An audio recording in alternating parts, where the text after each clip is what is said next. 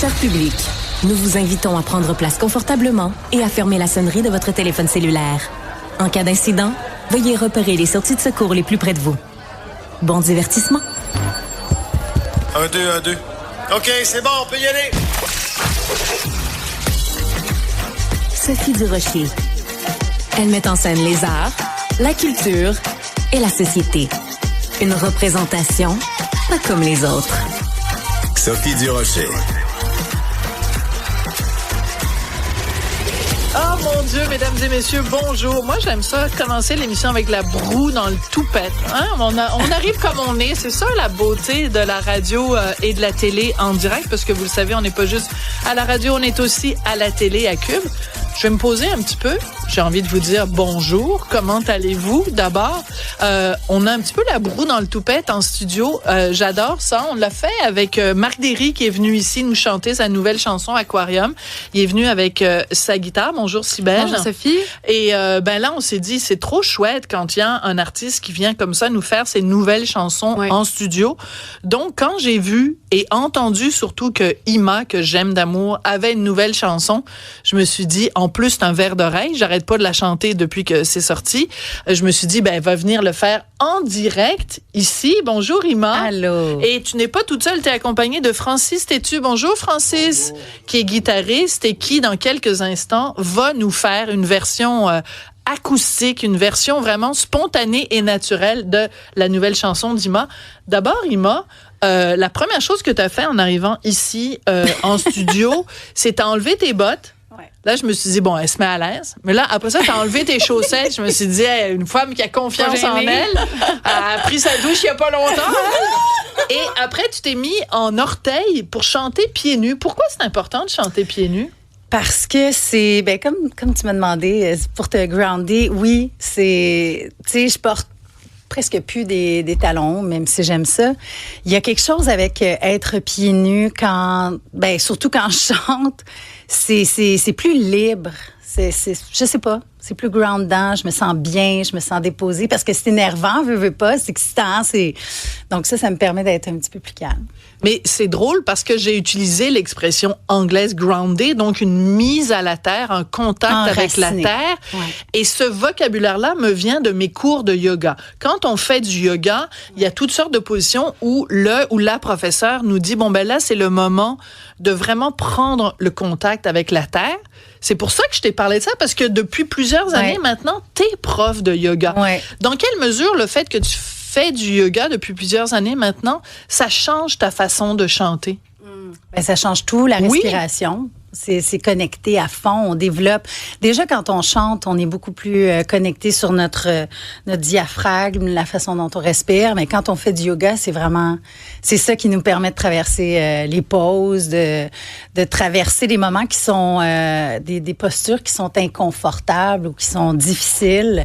Mais ça se représente aussi dans la vie. Donc, j'ai appris ça beaucoup. J'en ai écrit des chansons aussi là-dessus. Quand c'est difficile, que tu penses que tu passeras pas au travers ou que c'est trop gros, de revenir au souffle, de revenir à la source finalement. Puis le temps fait tellement bien les choses. Puis là, tranquillement, tu reviens. Puis on dirait que la situation est déjà transformée parce que ton attitude est différente. Puis tout ça avec le souffle, c'est ça fait de la magie. Il y a une phrase bouddhiste, puis là, les gens vont se dire, coudonc, Durocher est rendu mystique, là. Mais il y a une phrase bouddhiste que les profs de yoga nous répètent souvent. Puis encore une fois, je vais le dire en anglais parce que 99% des cours de yoga, c'est toujours en anglais. Je sais pas pourquoi, c'est vraiment achalant. This too shall pass. Mm-hmm. Tout passe. Ça aussi passe. Le bonheur passe, la vie passe, les mauvais moments passent. Et quand tu te rappelles ça, il me semble que ça relativise autant les grandes joies que les grandes douleurs. Ça nous amène, en tout cas moi, je l'ai vraiment mis, je le mets vraiment en pratique, puis j'essaie de le faire à tous les jours. Des fois, moi je suis monoparentale à temps plein, puis des fois j'ai de la broue dans le toupette, puis c'est juste trop. Et je me rappelle, profite de ça, parce qu'un moment donné, il va être grand, ça va être différent, il n'y aura plus besoin de toi. Là, ça va être un autre deuil. OK, c'est vrai, ça aussi, ça va passer. Puis quand c'est extraordinaire, euphorisant, puis que là, j'ai le goût je me sens flotter, ça aussi, ça va passer. Fait que profite, mange chaque seconde. Il y a quelques années de ça, tu étais venu, on faisait un balado avec Richard, qui s'appelle Devine qui vient souper ou l'apéro piquant, et tu nous avais parlé de moments difficiles que tu avais traversés dans ton enfance. Donc, je te laisse aller si tu veux retourner là. Si tu veux pas retourner là, on n'y retournera pas. Mais tu avais quand même parlé de ça avec beaucoup de sincérité. Est-ce que, justement, le fait que tu fasses de la chanson, puis tes chansons, c'est toujours, tu célèbres la vie, puis t'es une fille lumineuse. Est-ce que t'es lumineuse justement parce que t'as vécu des moments très, très sombres dans ton enfance? Je sais pas si c'est parce que j'ai vécu ça, mais je sais que j'ai cette joie de vivre qui est profonde. Je te dirais que dans les dernières années, j'ai repris mon pouvoir et ça a touché aussi beaucoup avec ce que j'ai vécu quand j'étais enfant. J'ai vécu de l'abus et j'en ai parlé beaucoup dans mon livre. J'ai même écrit une chanson. Elle sera pas sur cet album-là, mais elle va sortir à un moment donné. Elle est très, très précieuse. Et une chanson où tu parles des abus que tu as vécu. Exact. Ouais. Puis je pense que quand on vit ce genre d'expérience-là, d'épreuve-là, quand on est jeune, ou je pense peu importe l'âge à laquelle on a, ça, si on arrive à faire la paix avec ça, si on arrive à peut-être qu'on peut jamais vraiment comprendre, mais si on peut faire un sens juste pour nous, pour notre guérison personnelle, ben je pense que ça amène beaucoup de force, beaucoup de résilience. Ouais. Mais je suis fascinée que tu aies réussi parce qu'en effet, dans ton livre, tu en parlais. Moi, c'était la première fois que j'en entendais parler quand j'avais lu ton livre et t'en parlais avec beaucoup de courage, beaucoup de pudeur, mais beaucoup de courage. Mais que tu arrives à écrire une chanson pour parler de ça, c'est pas évident. Je pense par exemple à Barbara qui avait écrit une chanson parce qu'elle a été victime d'inceste avec son père. L'Aigle noir, d'ailleurs, de Barbara, parle de ça, mais à mots très couverts. Puis il faut connaître son histoire.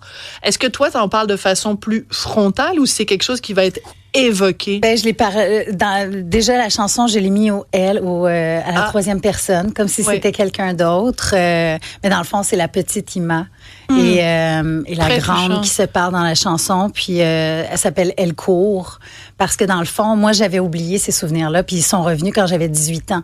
Et je raconte un peu ça dans la chanson. Puis à la fin, comme si ce souvenir-là me hantait. Puis à la fin, ben ce souvenir-là, il s'en va. Tu sais, parce que c'est la paix. Puis maintenant, je suis capable d'en parler. Je fais des conférences depuis 2 ans et j'en parle beaucoup parce que je pense profondément, mais ça, c'est mes croyances à moi, c'est mes pensées profondes, que le pardon amène une libération.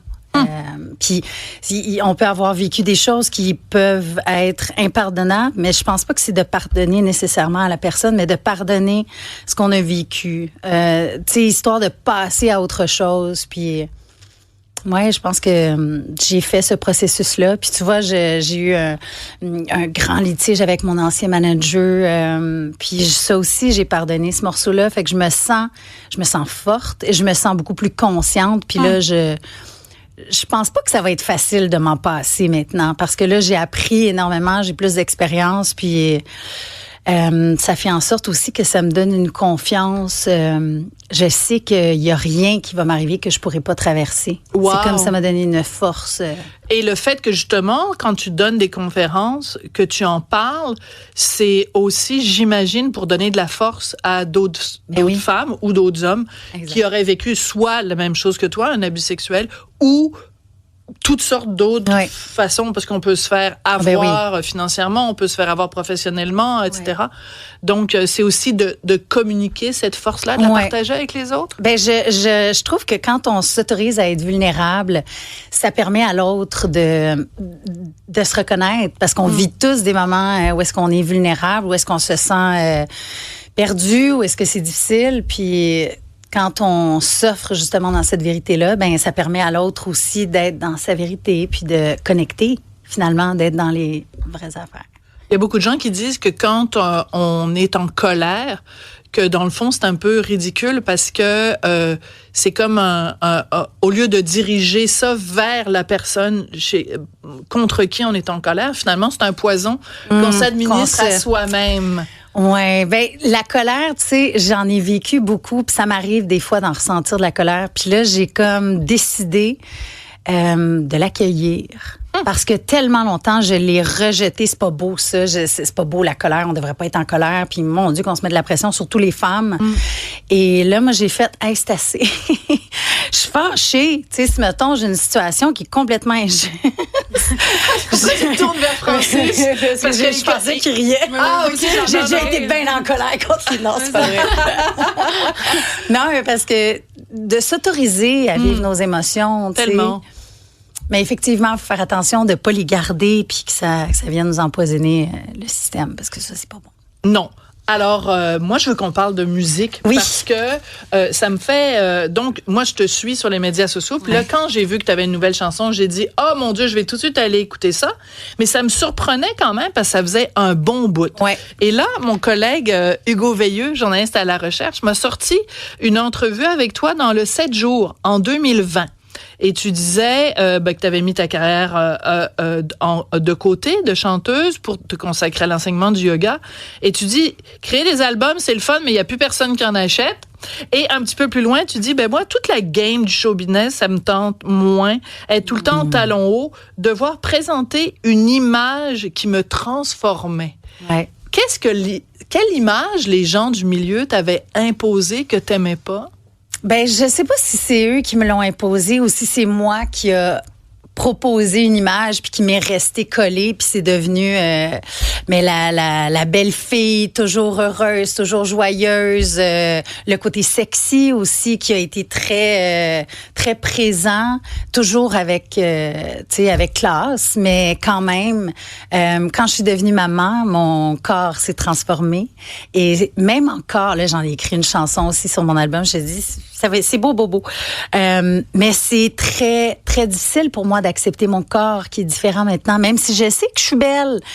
Mais de m'aimer toute moi, ça me fait monter les larmes encore. C'est difficile ce morceau-là.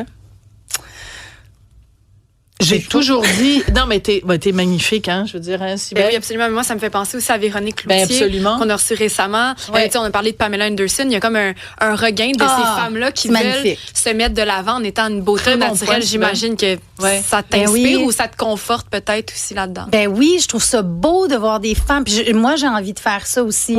D'utiliser ce côté-là puis de faire, regarde, je me sens pas parfaite, mais you know what? Non, vas-y, s'il vous plaît. Ça fait tellement du bien.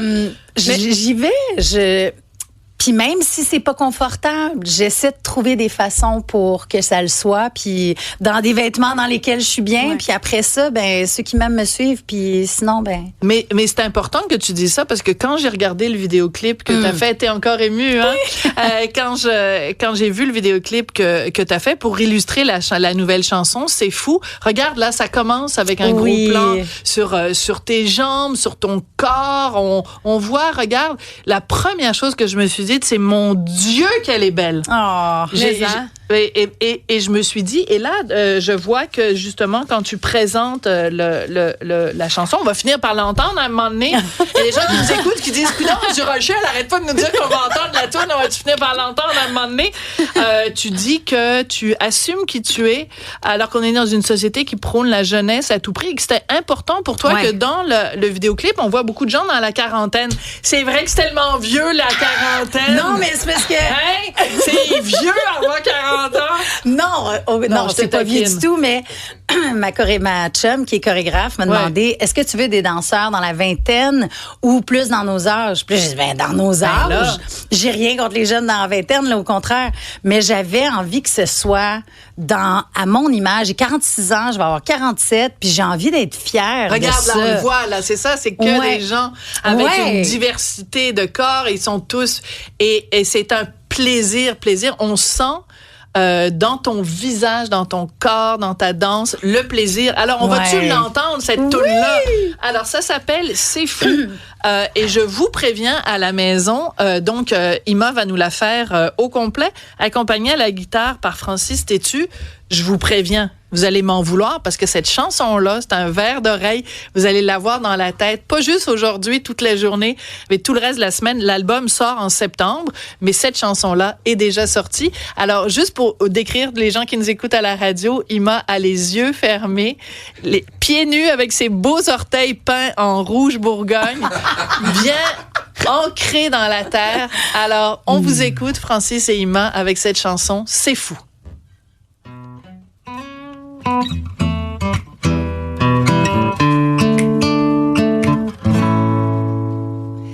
J'ai dans les mains, sur mon chemin, caché tant de je t'aime, toutes les histoires de ma mémoire résonnent au fond de mes poèmes.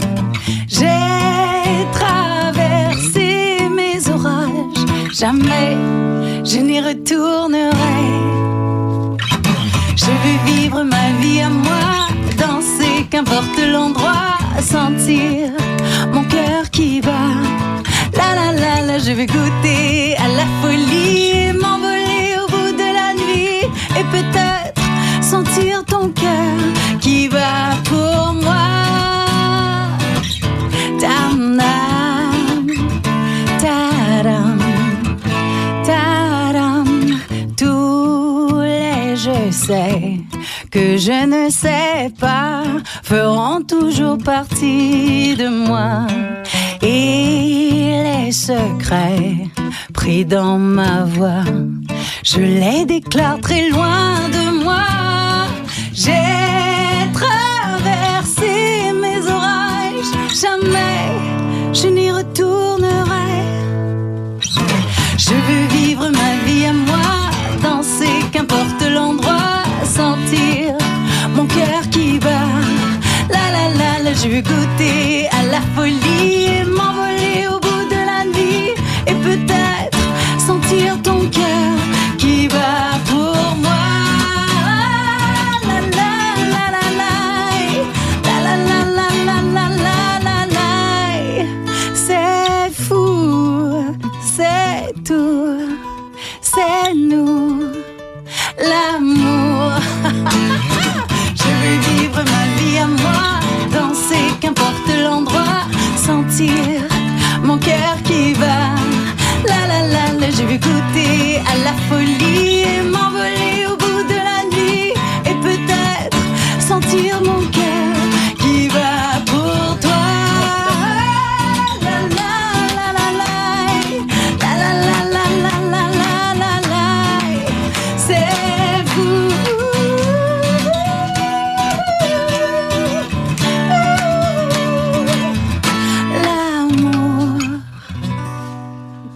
Ah, j'adore ça. Viens t'asseoir, Ima. Et je trouve ça génial parce que moi, quand j'écoutais la chanson, la version donc avec le vidéoclip que tu as mis en ligne, à un moment donné, tu pars à rire dans la chanson.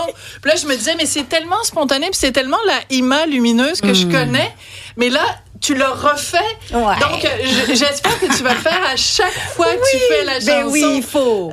Cet éclat de rire en plein milieu d'une chanson, c'est absolument magnifique. Merci beaucoup. Merci. Merci d'être venu nous présenter ta nouvelle chanson. L'album au complet va sortir le 5 septembre. Je suis essoufflée. J'ai juste fait la la la, je t'ai soufflé. Oh mon Dieu. C'est pas drôle la quarantaine, hein? Merci beaucoup, Francis Tétu à la guitare. Merci, Ima. Toujours un plaisir. Et écoute, ils sont chanceux, les gens qui t'ont comme prof de yoga, prof de méditation, les gens qui assistent à tes conférences. Tu es vraiment une femme complète dans toutes les sphères de ta vie et tu es magnifique. Merci, Ima. Merci.